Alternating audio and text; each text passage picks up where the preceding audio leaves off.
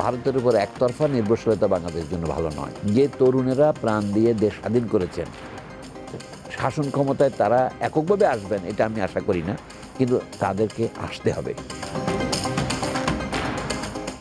ভারত বাংলাদেশে বিভিন্ন বিষয়ে, রাজনৈতিক বিষয়ে বিশেষ করে নাক গলিয়েছে, বন্দোবস্তবদ্ধ করে দিয়েছে।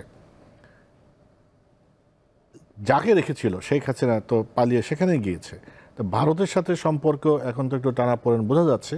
তাহলে সেই ভারতের সাথে এই নতুন বাংলাদেশের সম্পর্ক কি দাঁড়াবে? না, ভারতের সাথে বাংলাদেশের সম্পর্কের একটা হচ্ছে ঐতিহাসিক দিক আছে। ভারত বাংলাদেশের স্বাভাবিক প্রতিনিধি, মানে প্রতিবেশী।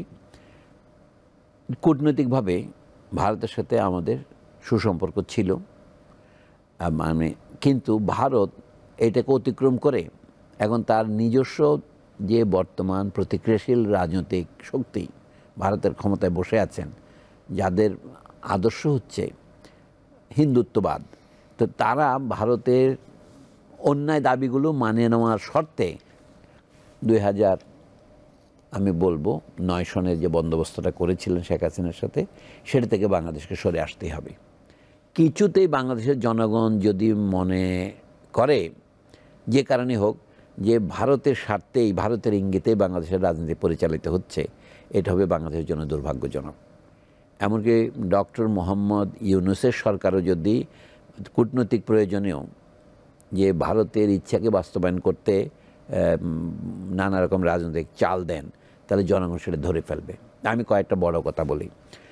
ভারতের সাথে বাংলাদেশের সম্পর্কের অনেক দিক আছে। প্রথম দিক হচ্ছে বাংলাদেশের অস্তিত্বের দিক, যে ভারত এবং বাংলাদেশ যেহেতু প্রাকৃতিকভাবে একই অববাহিকায় অবস্থিত দেশ, এই অববাহিকার মধ্য দিয়ে নদীর পানি প্রবাহিত। সেই নদীর সংখ্যা 54 না 1000 আমি সে তর্ক করছি না। বাংলাদেশ কোনো কোনো নদী দ্বিপাক্ষিক, কোনো কোনো নদী ত্রিপাক্ষিক, কোনো কোনো চতুর্পাক্ষিক। চীন থেকে ভারত হয়ে বাংলাদেশে নদী এসেছে, নেপাল হয়ে ভারত হয়ে বাংলাদেশে এসেছে, এগুলো আন্তর্জাতিক নদী। আন্তর্জাতিক আইনের বিধান অনুসারে এই পানির সমস্যার মীমাংসা হওয়া উচিত ছিল বহু আগেই।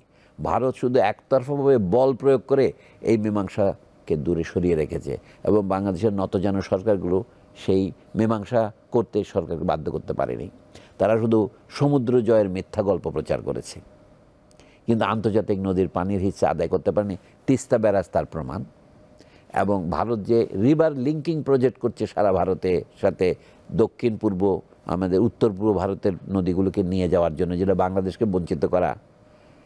1975 সনে ফারাক্কা ব্যারাজ বন্ধ করে পানি প্রত্যাহার করা থেকে শুরু করে আজ পর্যন্ত ভারতের প্রত্যেকটি কাজই বাংলাদেশের স্বার্থের বিরুদ্ধে গিয়েছে, এটা বড় কথা নয়।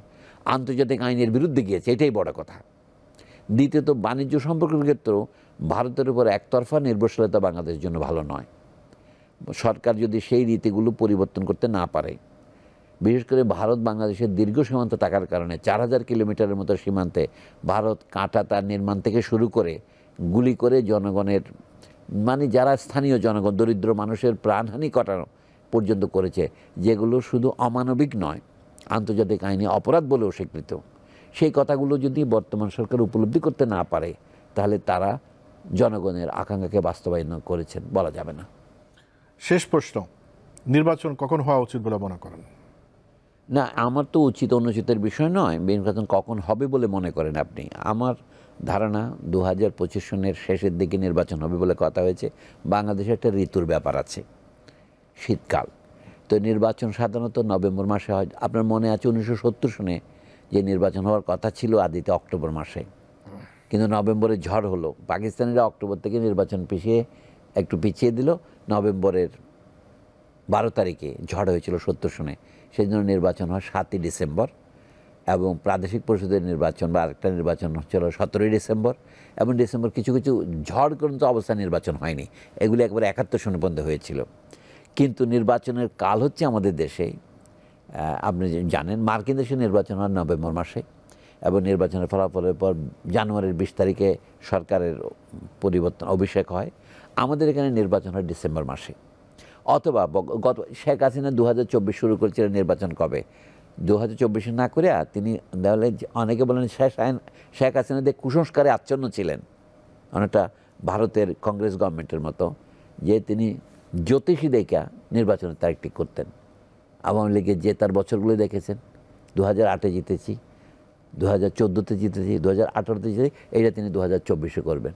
নির্বাচন তো 2023-এ হওয়ার কথা ছিল, তিনি 7 জানুয়ারিতে আসছেন কি যেন শুধু 24 বানানোর জন্য, কিন্তু চালাকি কাউকে রক্ষা করে না। তো আমি যে আগামী নির্বাচন দেরি 2026 সনের 7 জানুয়ারি হবে, বেশি আর কি।